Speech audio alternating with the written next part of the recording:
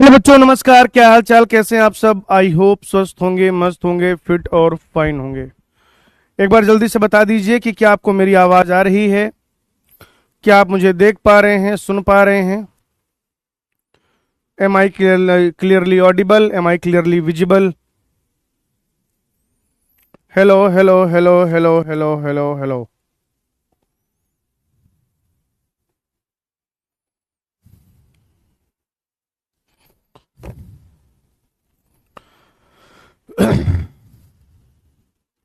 सब कुछ क्लियर है? चलिए आइए पढ़ना शुरू करते हैं दोस्तों।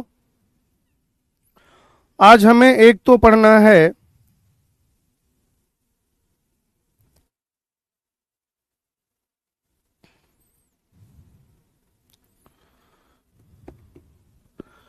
दोस्तों, एक तो हमें पढ़ना है सहलग्नता समूह के बारे में। सहलग्नता समूह। और दूसरा हमें पढ़ना है सहलग्नता तथा पुनर्योजन के अनुप्रयोग। सहलग्नता तथा सहलग्नता तथा पुनर्योजन के अनुप्रयोग।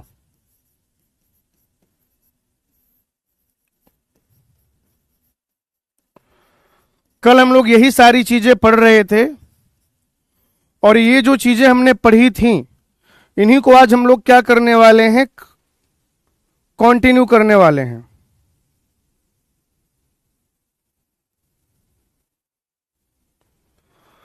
ठीक है ना? इन्हीं चीजों को बेटा हम लोग पहले जो कल पढ़ रहे थे, कुछ एक चीजें रह गई हैं तो वो कंटिन्यू करेंगे और फिर उसके बाद ये जो चीजें हैं ये भी हम लोग पढ़ेंगे। ठीक है? तो जैसे अगर हम लोग बात करें, कल हम लोग जो डिस्कशन कर रहे थे उसमें हमने ये सब कुछ डिस्कस कर लिया था। ठीक है? उसमें हमने ये सारी चीजें डिस्कस कर ली थी कि किस तरीके से अगर दूरी ज्यादा है तो सहलग्नता सामर्थ्य कम होगा, पुनर्योजन की प्रतिशतता ज्यादा होगी, क्रॉसिंग ओवर के चांसेस ज्यादा होंगे। राइट?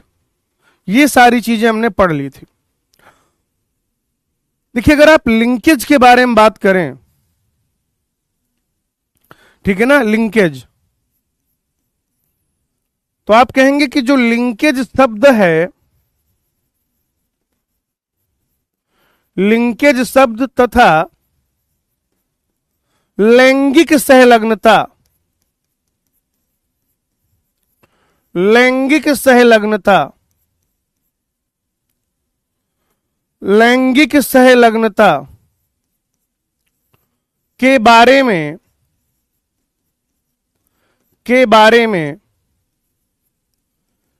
टीएच मॉर्गन ने बताया था। टीएच मॉर्गन ने बताया था।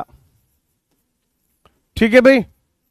तो ये चीज आप याद रखिएगा कि जो लैंगिक सहलग्नता है अर्थात सेक्स लिंकेज, तो सेक्स लिंकेज के बारे में ठीक है ना, और लिंकेज शब्द जो है ये मॉर्गन ने दिया था। आप कहेंगे इन्होंने अपना प्रयोग, इन्होंने अपने प्रयोग,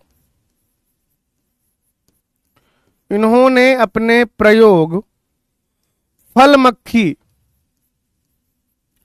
जिसे कि आप क्या कहते हैं, फ्रूट फ्लाई कहते हैं, फल मक्खी यानी कि ड्रोसोफिला मेलानोगास्टर पर किया था। ड्रोसोफिला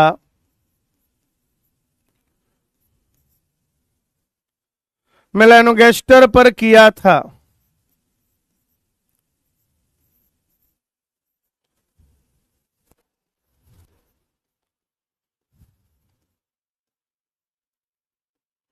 और मैंने आपसे डिस्कशन किया था जब हम लोग बेटा मेंडल के बारे में पढ़ रहे थे, अगर आपको याद आ रहा हो तो जब हम लोग मेंडल के बारे में पढ़ रहे थे तो हमने यह डिस्कस किया था कि मेंडल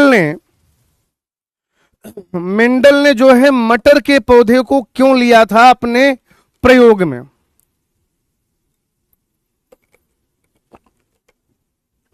क्योंकि हम जब भी कोई पदार्थ प्रयोग के दौरान लेते हैं तो उसमें कोई वजह होती है।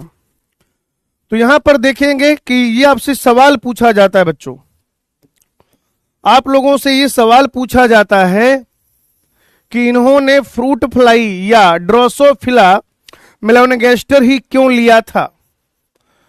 तो ये जो फल मक्खी है, तो इसका छोटा जीवन काल होता है, लाइफ स्पैन इसका कम है भाई, आप कह सकते हैं 1 से 2 सप्ताह, मैक्सिमम 15 दिन। दूसरा, इनका छोटा आकार है, छोटा आकार है। नर तथा मादा में, नर तथा मादा में स्पष्ट विभेद है, नर तथा मादा में स्पष्ट विभेद, अंतर है, एकदम क्लियर कट अंतर है। और आप याद रखिएगा कि जो नर होता है वो छोटा होता है और जो मादा मक्खी होती है वो बड़ी होती है, उसका आकार बड़ा होता है। यानी कि आप देखकर ही पहचान सकते हैं, जो छोटी वाली मक्खी है वो नर मक्खी होती है और जो बड़ी वाली मक्खी होती है वो मादा मक्खी होती है। ठीक है, तो ये भी एक बड़ा कारण था। ठीक है, छोटा जीवन काल, छोटा आकार, नर तथा मादा में स्पष्ट विभेद, बहुत सारे विपर्यासी विशेषकों का उपस्थित होना, बहुत सारे विपर्यासी विशेषकों का उपस्थित होना,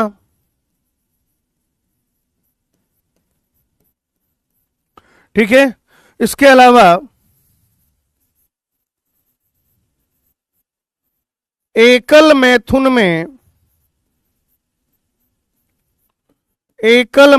में बहुत सारे संततियां या बहुत सारी संतानें उत्पन्न हो सकती हैं।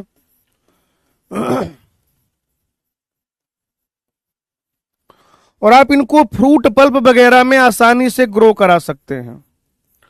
फ्रूट पल्प यानी कि फलों का गूदा इत्यादि में आसानी से ग्रो करा सकते हैं।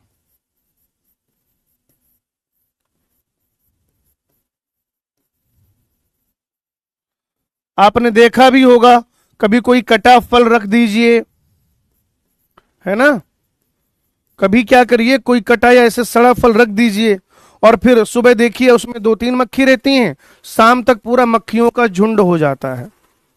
ठीक है, तो ये जल्दी से देख लो कि उन्होंने ड्रोसोफिला ही क्यों लिया था, फिर मैं आपको आगे पढ़ाऊंगा। उन्होंने अपने प्रयोग के दौरान ड्रोसोफिला ही क्यों लिया था, ये आप देख लीजिए और फिर हम लोग आगे पढ़ेंगे।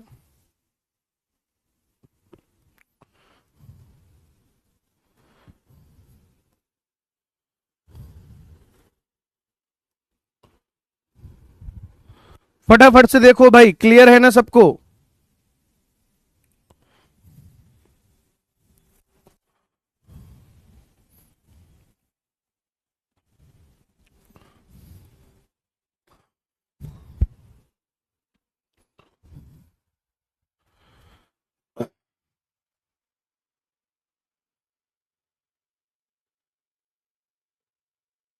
ये सबको समझ में आ रहा है, आगे बढ़ें।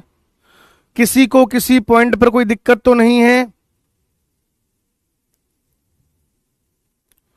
बोलिए दोस्तों, क्या हम लोग आगे बढ़ सकते हैं?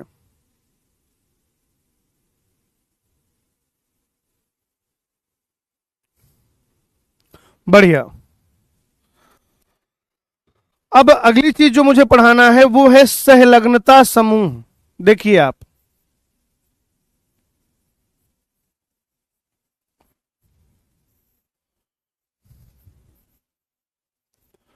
सहलग्नता समूह अर्थात लिंकेज ग्रुप,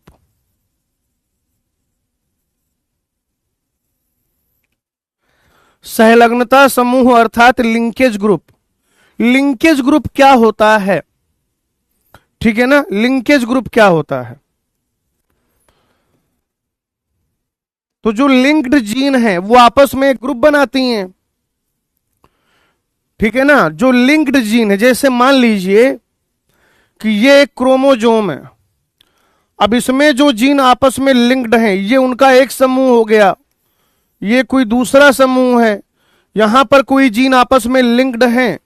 जैसे आप लोगों के ग्रुप होते हैं ना, स्कूल जाते हो तुम लोग, या ऑफलाइन में जब पढ़ते रहे होगे, तुम्हारा 5-6 लोगों का अपना अलग ग्रुप हो गया, इधर 5-6 लोगों का अलग ग्रुप हो गया, उधर 5-6 लोगों का अलग ग्रुप हो गया।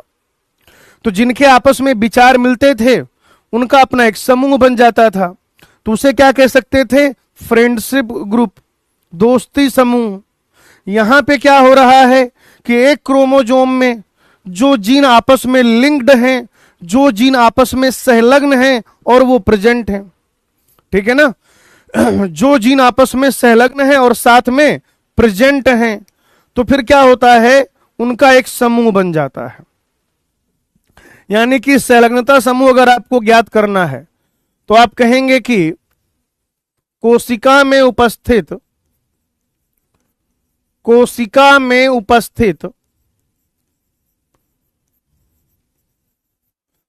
अगुणित गुणसूत्रों की संख्या,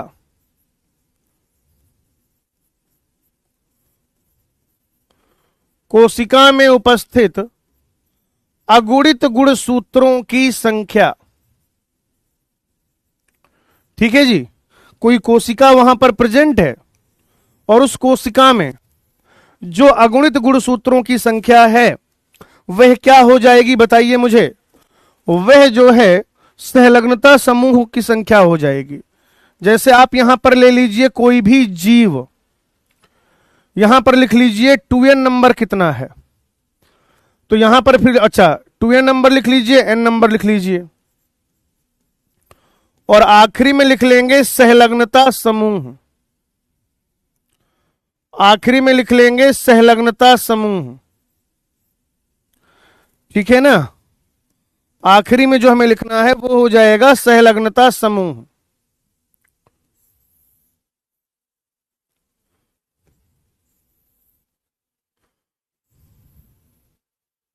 ठीक है, चलिए।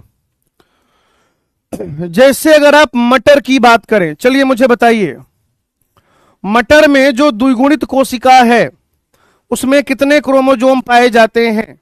बताओ भाई, ये मैं आपको पढ़ाया था बेटा। मटर में कितने गुणसूत्र पाए जाते हैं? मटर में पाइसम सटाइवम की बात कर रहे हैं। पाइसम सटाइवम में जो डिप्लॉइड कोशिका है, श्रेया सिंह राइट आंसर, तुरंत आंसर आया, बहुत बढ़िया। श्रुति साहू, डॉक्टर गौरव, बिल्कुल सही जवाब। अंजलि कुमारी, रिया, फ्यूचर डॉक्टर वंदना कुमारी, संदीप सैनी, बहुत बढ़िया, बहुत बढ़िया। अब अगर 2n का नंबर कितना है? 14, तो n की वैल्यू कितनी हो जाएगी? 7, और n की वैल्यू ही क्या होती है? संलग्नता समूह, तो 7। मटर की बात हो गई। ऐसी अगर आप फल मक्खी की बात करें, ड्रोसोफिला, फल मक्खी अर्थात ड्रोसोफिला, क्या आप में से कोई बताएगा कि ड्रोसोफिला की द्विगुणित कोशिका में कितने गुणसूत्र होते हैं?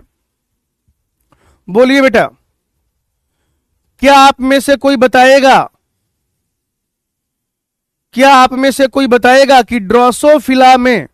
डॉक्टर गौरव, बिल्कुल सही जवाब, ठीक है ना, बहुत बढ़िया। अनाया राइट आंसर, गरिमा सोनी सही जवाब, ठीक है। तो क्या होता है बेटा, यहां पर 8 गुणसूत्र पाए जाते हैं। अब अगर डिप्लॉइड कोशिका में, द्विगुणित कोशिका में 8 गुणसूत्र हैं, तो हेप्लॉइड में कितने हो जाएंगे? 4 हो जाएंगे। और अगर हेप्लॉइड गुणसूत्रों की संख्या 4 है तो बताइए संलग्नता समूह भी कितने हो जाएंगे? 4 हो जाएंगे। संलग्नता समूह भी कितने हो जाएंगे? 4 हो जाएंगे। 32 लिखे पड़े हो, बहुरा गए हो का भैया? नशा पत्ती करके आते हो क्या क्लास में? आप लोगों से एक रिक्वेस्ट है, नशे की हालत में क्लास ना करें। ऐसे अगर आप इंसानों की बात करें, चलो इंसानों से पहले जीवाणु की बात कर लेते हैं, बैक्टीरिया की। जीवाणु अर्थात बैक्टीरिया, तो वहां डिप्लॉइड तो कोई चक्कर ही नहीं है। हैप्लॉइड सेट है, एक ही गुणसूत्र जैसा होता है, तो एक ही सहलग्नता समूह पाया जाएगा, एक ही सहलग्नता समूह पाया जाएगा। अब बात कर लेते हैं मानव मादा, ह्यूमन फीमेल। गुणसूत्र हैं 46, हैप्लॉइड सेट में हो जाएंगे 23, तो सहलग्नता समूह भी रहेगा 23 ही रहेगा। लेकिन अगर यहीं पर आप बात करते हैं मानव नर की, ह्यूमन मेल, मानव नर अर्थात ह्यूमन मेल, उसमें भी 46 गुणसूत्र होते हैं, वहां पर भी हैप्लॉइड सेट में 23 गुणसूत्र होंगे, लेकिन बच्चों सहलग्नता समूह 24 हो जाते हैं। ठीक है ना, 22 autosome plus X chromosome plus Y chromosome. भाई यहां पे क्या है, 22 ऑटोसोम प्लस एक्स क्रोमोजोम, ऐसा रहता है। समझिएगा चक्कर क्या है। जब आप ह्यूमन फीमेल की बात करते हैं, ये लिखना नहीं है, ये समझना है खाली। जब आप ह्यूमन फीमेल की बात करते हैं तो उसमें क्या हो जाएगा, 1 2 3 और ऐसे 23, ये टोटल 23 पेयर क्रोमोजोम पाए जाएंगे। ठीक है, जो इधर है वही इधर है, यानी कि 1 1 2 2 3 3 4 4। इधर अगर एक्स क्रोमोजोम है फीमेल में, तो इधर भी एक्स क्रोमोजोम है। तो यहां पे क्या है, ह्यूमन फीमेल में 23 लिंकेज ग्रुप पाए जाते हैं, 23 सहलग्नता समूह पाए जाते हैं। अब अगर आप बात करें ह्यूमन मेल की, अब अगर आप बच्चों बात करें ह्यूमन मेल की, तो देखिए ह्यूमन मेल में क्या होगा, 1 1 2 2 3 3 4 4 5 5 6 6 7 7 8 8 9 9 10 10 11 11 12 12 13 13 14 14 15 15 16 16 17 17 18 18 19 19 20 20 21 21 22 22। यहां तक का मामला तो मेल और फीमेल दोनों में सेम है। अगर ये फीमेल होता तो यहां पर ये होता एक्स और एक्स, तो कितना हो गया बताइए, 23। लेकिन मेल में क्या होता है, यहां एक्स होता है, एक्स क्रोमोजोम, इधर वाई क्रोमोजोम, इधर एक्स क्रोमोजोम, इधर वाई क्रोमोजोम, तो यहां आधा कर दिया, यहां तक 22 ये हो गए ऑटोसोम, प्लस एक क्या हो गया एक्स क्रोमोजोम, प्लस एक क्या हो गया वाई क्रोमोजोम।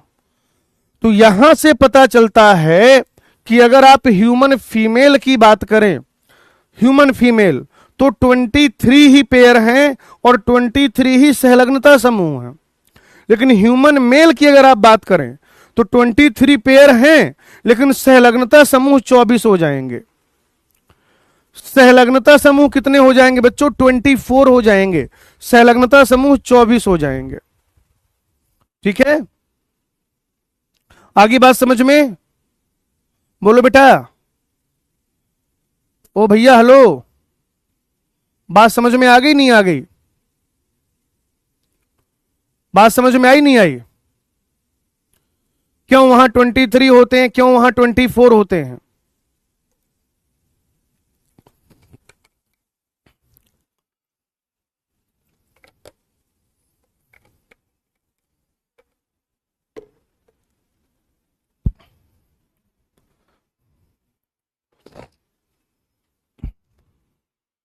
आज तो भाई बारिश का मौसम है, आज तो अलग ही नाटक होगा, मैं बता रहा हूं आपसे। आज जो है बारिश का मौसम है और आज तो अलग ही नाटक होगा भाई इनका।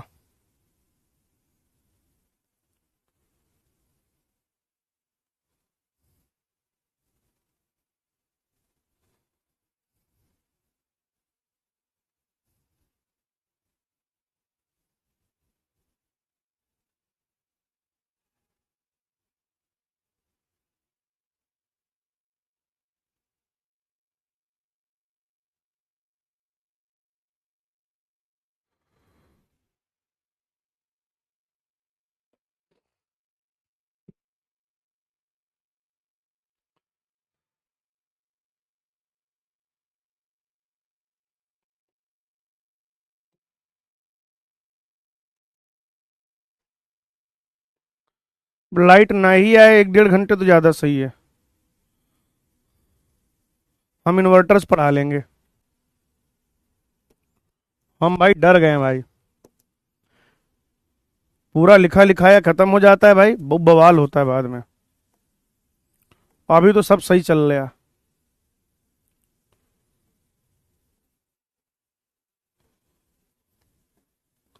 सब सही है भाई, सब सही है।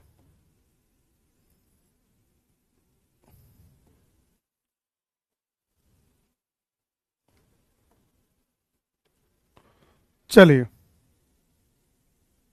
यहां तक आपने पढ़ लिया भाई, ये लिख लिया था ना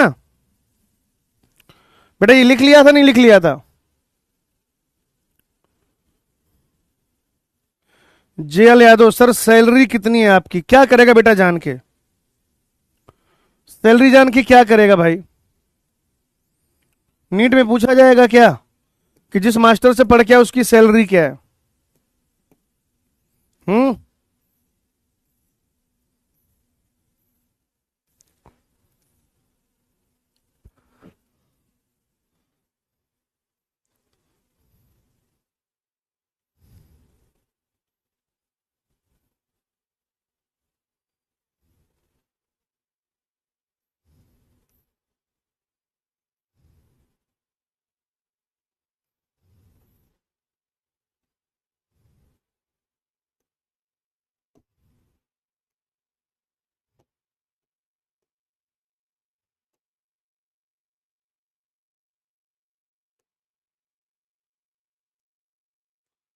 चलिए,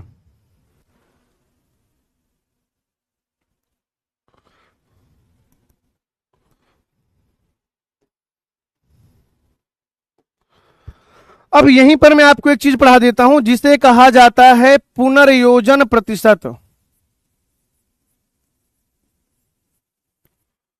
पुनर्योजन प्रतिशत, पुनर्योजन प्रतिशत, यानी कि इसी को कह देते हैं रिकॉम्बिनेशन फ्रीक्वेंसी।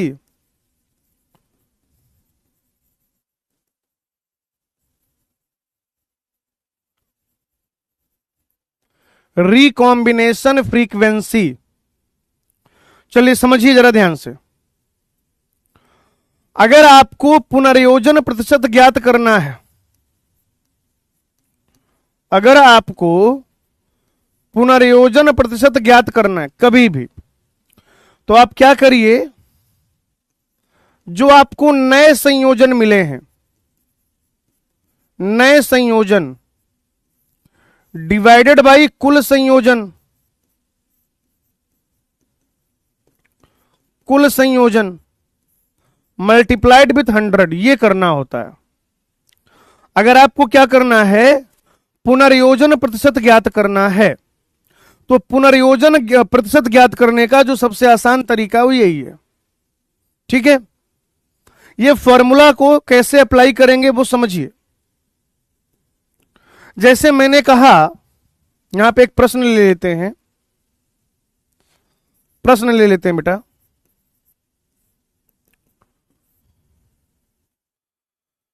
कि एक डाई हाइब्रिड क्रॉस कराने पर, एक द्विसंकर संकरण कराने पर, एक संकर भी ले सकते हैं, दो संकर भी ले सकते हैं, कोई चक्कर नहीं है। मोनो हाइब्रिड लीजिए, डाई हाइब्रिड लीजिए, उससे फर्क नहीं पड़ता है सवाल में, याद रखना भाई। आप चाहे मोनो हाइब्रिड लो चाहे डाई हाइब्रिड लो, उससे सवाल में फर्क नहीं पड़ता है। ठीक है ना? एक द्विसंकर संकरण में, एक द्विसंकर संकरण में F2 पीढ़ी में, एक द्विसंकर संकरण में F2 पीढ़ी में कुल 400 संयोजन प्राप्त हुए, कुल 400 संयोजन प्राप्त हुए। यदि उनमें से 300, यदि उनमें से 300 जनकीय संयोजन प्रदर्शित करते हों, यदि उनमें से 300 जनकीय संयोजन प्रदर्शित करते हों,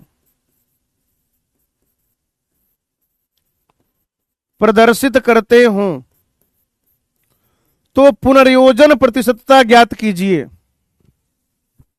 तो पुनर्योजन प्रतिशतता ज्ञात कीजिए।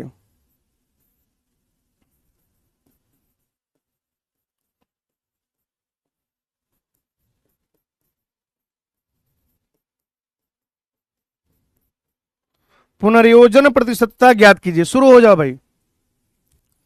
ये सवाल सबको सॉल्व करना है बेटा। ये जो सवाल है ये सबको सॉल्व करना है।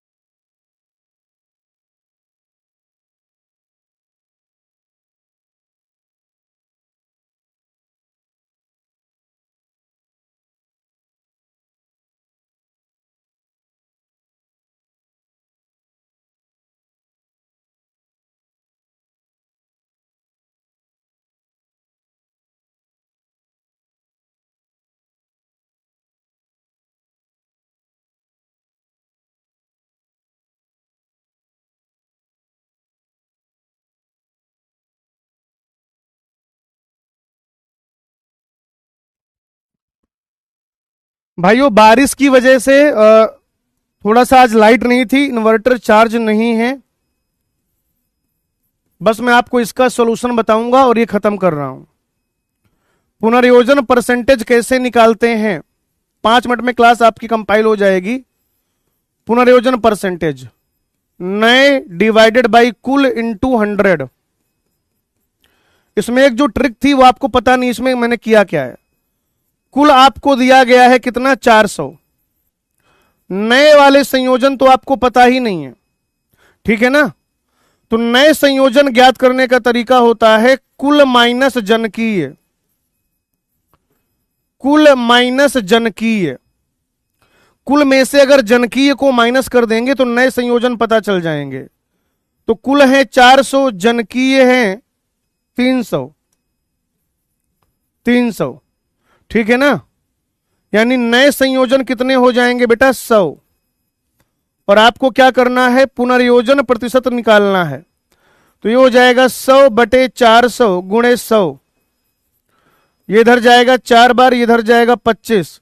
आपका आंसर आ जाएगा 25%। आपका आंसर आ जाएगा बेटा 25%। और जिस किसी भी बच्चे का आंसर कुछ और आ रहा है, गलत आ रहा है, पुनर्योजन परसेंटेज जो है वो 25% ही आएगा। और सबसे ज्यादा 21 तोपों की सलामी उन लोगों को है जिनका आंसर 75% आ रहा था, ठीक है ना।